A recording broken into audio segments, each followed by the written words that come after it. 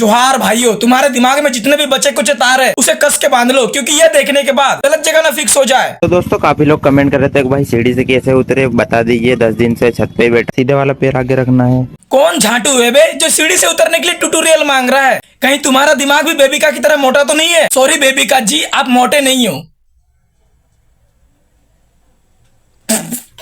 Comment आ रही थी भाई मुझे मनोरंजन करना है, कुछ देखना है अच्छा, तो कहाँ से देखो। दोस्तों कुछ लोग गलती करते हैं, आप यूट्यूब, तुम लोग यूट्यूब में देखते हो, आपको ऐसी गलती नहीं, लेकिन आपको यहाँ क्रोम में जाना है, फिर आप मनोरंजन करवाने बोला था, तुम तो पूरा बॉडी थिरकाने वाला काम करवा रहे हो। तुम्हारे मनोरंजन के चक्कर में उसका हाथ, घुटना, बॉडी तीनों मनोरंजन होंगे, वो भी बिस्तर में।